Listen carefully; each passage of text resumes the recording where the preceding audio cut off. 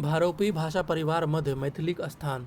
ध्वनि प्रभाव, शब्द आ संबंध तत्वक समानताक कारण विश्वक समस्त भाषाकेँ एक पैघ परिवारक मानि ओकर विभाजन कयल गेल अछि। भाषा वैज्ञानिक लोकनि विश्वक समस्त भाषाकेँ 10 सँ 18 परिवारमे विभाजित कयने छथि।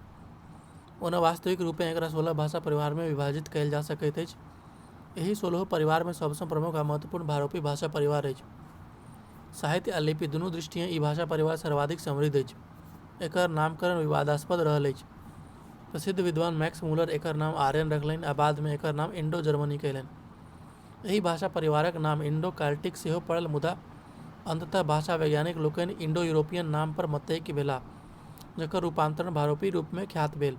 राजनीतिक प्रभावक कारणे सेहो एहि भाषा परिवारक महत्व सर्वाधिक अछि, कारण यूरोपीय देश संपूर्ण संसार भरिमे राजनीतिक सत्ता स्थापित कऽ ओकरा उपनिवेश बनौलक। एहि भाषा परिवारक भाषा भारत, ईरान, आर्मेनिया, अमेरिका, दक्षिणी पश्चिमी एशिया, ऑस्ट्रेलिया आ संपूर्ण यूरोपमे बाजल जाइत अछि। एहि भाषा परिवारक वैशिष्ट्य अछि जे एकर भाषा श्लिष्ट, योगात्मक आ विभक्ति प्रधान होइत अछि। विभक्ति बहिर्मुखी होइत अछि आ प्रकृतिक अंतमे प्रत्यय सँ जुड़ल रहैत अछि। भारोपी भाषा परिवार संयोगात्मक सँ वियोगात्मक दिस अग्रसर होइत अछि। धातु एकाक्षर होइत अछि आ ओहिमे कृत आ तद्धित प्रत्ययक संयोग सँ अनेक शब्द बनैत अछि।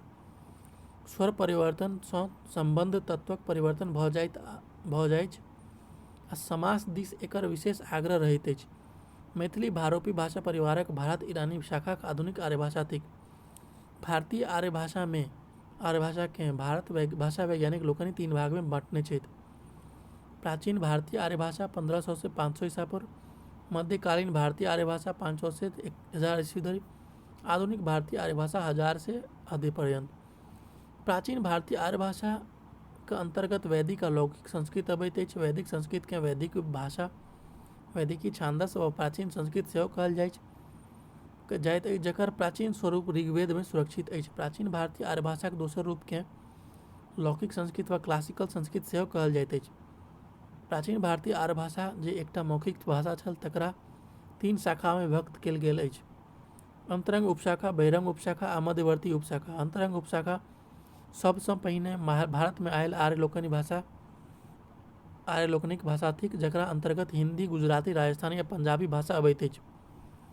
बहिरंग उपशाखा बादमे आयल आर्य जनक भाषा थिक, जकरा अंतर्गत भोजपुरी, मैथिली, बंगला, असमिया, उड़िया आदि भाषा अबैत अछि। आ मध्यवर्ती उपशाखा एहि दुनूक मिश्रणसँ बनल अछि, जकरा अंतर्गत पूर्वी मैथिली अबैत अछि।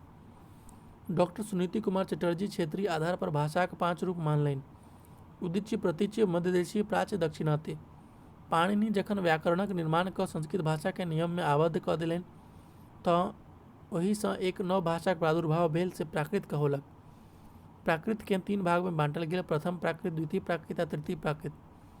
प्राचीन प्राकृतक अंतर्गत बुद्ध वचन आ पाली साहित्य अबैत अछि। नवीन प्राकृतक अंतर्गत जैन ग्रंथ आ संस्कृत नाटक सभमे प्रयुक्त प्राकृत अबैत अछि। प्राकृतक तृतीय अवस्था वस्तुतः अपभ्रंश कालक काल थिक।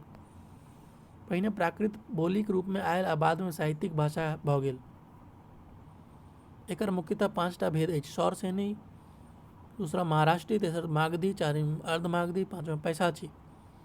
प्राकृतक तृतीय काल अपभ्रंश काल कहौलक आ मैथिलीक उत्पत्ति एहि मागधी प्राकृत सँ अपभ्रंशक विकास प्रक्रियाक बाद भेल। मागधी प्राकृतमे लिखल कोनो साहित्यिक रचना उपलब्ध नहि अछि।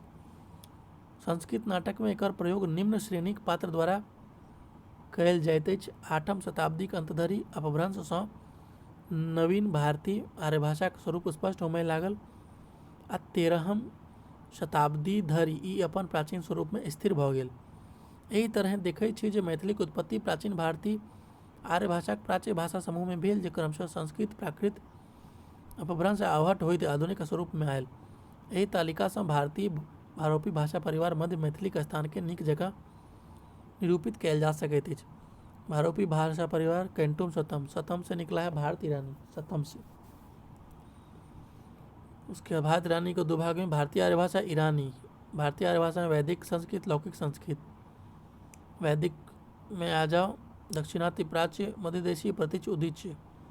फिर यहाँ पे प्राच्य से निकलेगा मागधी, प्राकृत, अर्धमागधी, पाली। मागधी से मागधी अपभ्रंश, आसामी, बंगाली, उड़िया, अवहट, और अवहट से मैथिली। ठीक है।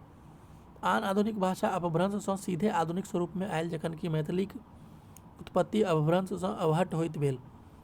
डॉक्टर गियर्सन मैथिलीक स्थिति के जाहि प्रकारे देखौलनि से भ्रामक रहितो मान्यता प्राप्त केलक। ओ बिहारी भाषाक अंतर्गत मैथिली, भोजपुरी आ मगही भाषा के रखलनि। संस्कृत सब, प्राकृत सब, अपभ्रंश सब, आधुनिक भारतीय आर्य भाषा, उत्तर पश्चिमी, दक्षिणी, पूर्वी, मध्यवर्ती, मध्यवर्गीय, पश्चिमी, उत्तरी, कश्मीरी, मराठी, उड़िया, बिहारी, पूर्वी, हिंदी, नेपाली। बिहारी भाषाक अंतर्गत मैथिली, मगही एवं भोजपुरी भाषा राखल गेल। बिहारी नामक भाषा भ्रामक अछि आ ई मैथिली भाषा ओ साहित्यिक विकास में बाधक सिद्ध भेल। प्रसिद्ध भाषा वैज्ञानिक डॉक्टर सुभद्र झा प्राची प्राकृत सँ मैथिलीक उत्पत्ति निम्न प्रकारे देखौने छथि। प्राची प्राकृत: पश्चिम पूर्व, कोशल, ओडु, काशी, मगध, विदेह, गौड़, कामरूप और अवधी, उड़िया, भोजपुरी, मगही, मैथिली, बंगला, आसाम। एहि तरह स्पष्ट अछि जे मैथिली भारोपी भाषा परिवारक आधुनिक भारतीय आर्य भाषाक एक सशक्त भाषा थिक।